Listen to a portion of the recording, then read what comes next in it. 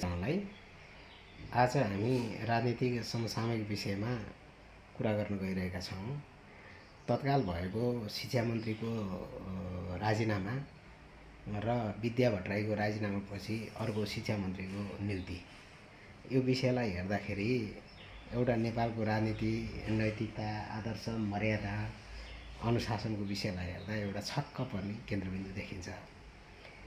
विद्या भट्टराईले एउटा जिम्मेवारीको तपाईको बोध भएको कारणले नैतिकताको आधारमा जुन कुरो आफूले चाहेको भन्दा पनि राज्यले चाहेको, समुदायले चाहेको र शिक्षकहरूले चाहेको अनुसारले काम गर्न नसकेको एउटा फिल गरेर उहाँले राजीनामा दिएको व्यवहारमा छलमा देखिन्छ। त्यसै गरी फेरि अर्को शिक्षा मन्त्री त्यहाँ नियुक्त हुनुहुन्छ, रघुजी पन्त। रघुजी पन्तको बारेमा यदि हामी कुरा गर्ने हो भने उहाँ अत्यन्त तपाईको सात्विक, अत्यन्त तपाईको स्वच्छ, अत्यन्त राम्रो छविवान नेता जस्तो उहाँको हिजोको भाषण हामी छर्लङ्ग देख्छौँ। उहाँले केपी ओली अत्यन्त भ्रष्टाचारी, अत्यन्त अलोकप्रिय, अत्यन्त खराब व्यक्तित्व भनेर धेरै ठाउँमा भाषण गरेको र चरित्रको विषयमा पनि तपाईको चाहिँ उहाँले प्रश्न उठाएको पनि हामी देख्न सक्छौँ।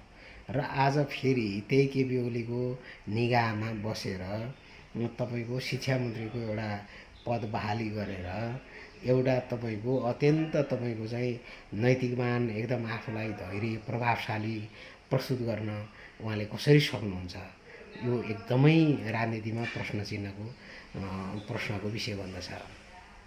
र हामी कति झुक्याइरहेछौँ, जनतालाई हामी कति लेभलसम्म झुक्या छौँ र त्यो झुक्याले भोलि हामीलाई कहाँसम्म पुर्याउँछ भन्ने खालको कुरो त्यो इतिहासले भोलि देखाउला। त्यो अब त्यसमा म धेरै व्याख्या गर्न चाहिनँ।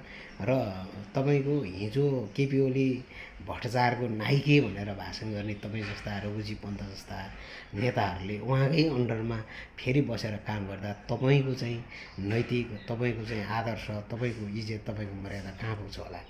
म यो मन्त्रीज्यूलाई म प्रश्न गर्न चाहन्छु सामाजिक मिडिया मार्फत।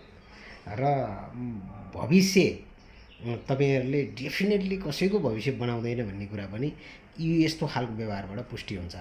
र तपाईहरू आफ्नो भविष्य पनि बनाउन सक्नुहुन्न भन्ने पनि यो कुराबाट तपाईहरू पुष्टि हुनुहुन्छ। किन भन्दा तपाईहरूले आफ्नै भविष्य यदि देख्नुभएको भए तपाईको यस्तो तपाईको चाहिँ अवस्था, यस्तो पतित खालको चाहिँ आफूले भनेका मान्छेको अन्डरमा बसेर तपाईको म हो भने चाहिँ म काम गर्न सक्दिनँ। एकदम फ्याक्ट कुरो होइन, अरूले त सक्दा रहेछन् तपाईँ जस्तो मान्छेले। त्यो कारणले यसमा पनि एउटा हाँसो उठ्दो विषयवस्तु छ। र म यहाँहरूको बिचमा चाहिँ कस्तो खालको चाहिँ विषयमा म कुरा गर्न गइरहेको छु भने हामीले नैतिकवान मान्छे को हो, चरित्रवान मान्छे को हो र चरित्रहीन मान्छे को हो भन्ने कुरा यहाँबाट प्रष्ट चिनिन्छ। र यो विषयवस्तुलाई हामीले चाहिँ याद गरेर आगामी निर्वाचनमा समानुपातिकबाट उहाँ मन्त्री हुनुभयो, त्यो अलग कुरा हो। तर प्रत्यक्षमा र पार्टीले त्यस्ता खालका व्यक्तिलाई समानुपातिमा लगेर माथि पुर्याउने खालका पार्टीहरूलाई पनि आगामी हामीले निर्वाचनमा परास्त गर्नुपर्छ। र निर्वाचन तपाईको राष्ट्रको पक्षमा हुनुपर्छ, निर्वाचन जनताको पक्षमा हुनुपर्छ, निर्वाचन भ्रष्टाचारी नेताको पक्षमा हुनुहुँदैन। यो खालको तपाईँलाई म्यासेज दिनको लागि मैले यो भिडियो बनाएको छु। हस्त, धन्यवाद।